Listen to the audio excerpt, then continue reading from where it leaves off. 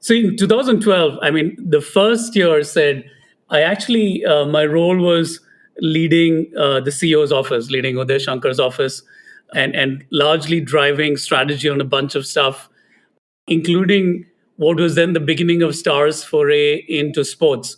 I joined a couple of months after Star had won the rights to Indian cricket in March or April of 2012.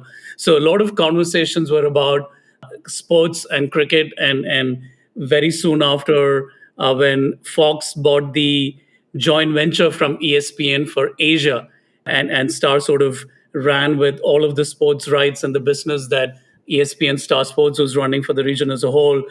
And I remember, my first set of conversations with Uday, when, largely like when anyone joins a new company, you would go and meet all of the businesses. And I come back and, sitting across him on the sofa, and he was like, "So what do you think?" And I remember kind of telling him my observations about Star, purely coming in as an outsider, who largely had worked in media only for clients. I frankly, that was my real job outside of consulting at that point. And one of the things that I remember telling him was that the big missing piece seems to be in digital. Star had experimented with digital for quite a bit, including the Murdochs. If you remember the history, at some point had News Corp had owned MySpace. In India, there were a bunch of acquisitions done. I think going back even as early as 2007 or 2008, and yet I was quite conscious of the history of media in the US, and especially YouTube and Hulu. And for me, I kind of called out that I didn't think there was a purposeful sort of digital business. And we had that conversation, and then for the next year, we my mind and my effort with Uday and the team were focused on a bunch of other things. But then sometime towards the end of 2012, we ended up with a bunch of sports rights, including the Indian crickets that started bid for, and many of which were inherited from the acquisition of the joint venture with ESPN Star Sports. And we kind of hit upon this. We had all of this. I surfaced this idea of, we should start experimenting with the sports streaming service. And this was in 2012. And I think, as you would know, Sid, and most of your listeners would as well, that world looked quite different. It was pre-geo. Even 3G wasn't in place. Data was quite expensive. And the idea was, is there an opportunity for us to build a premium paid sports streaming service? And we kind of put it together as a project, actually.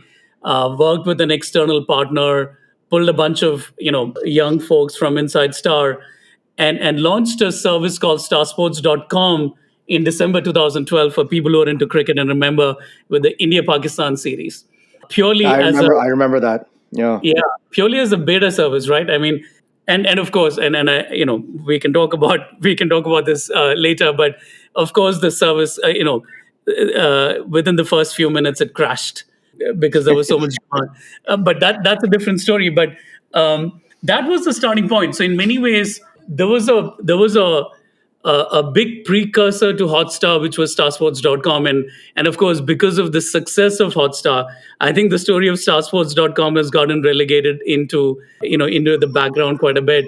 But the interesting part was that between December 2012 and January of 2015, when Hotstar was launched, I actually now look back and say we got this amazing opportunity to have this massive experimental canvas, probably with not a lot at stake, because no one was paying attention. There wasn't a lot of expectation, and what that allowed us to do, as I think, was 2 years of trying out many things. And to your question about sort of what does that timeline look like, we launched it as a fully paid service in June of 2013, and we ran that for a few months. And we used to have thousands of subscribers. And I think at some point we crossed 100,000 subscribers on starsports.com. It was all live and it was all paid for.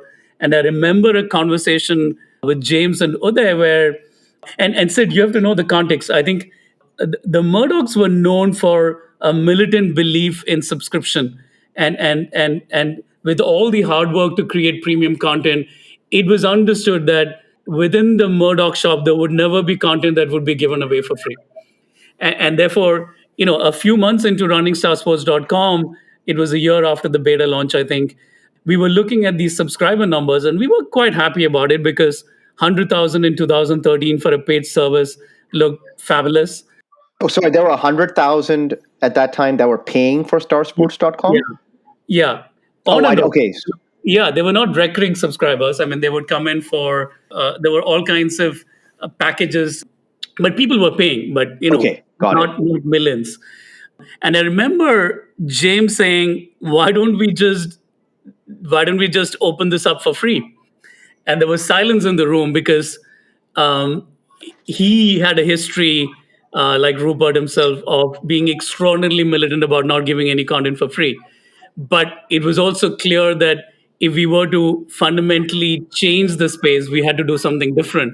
So we actually, in 2014, if you remember, starsports.com bought the rights to IPL as a one off from Times Internet at that point, which had the rights, and we opened it up as a 5 minute delayed IPL stream, which was for free on starsports.com, and the numbers just exploded.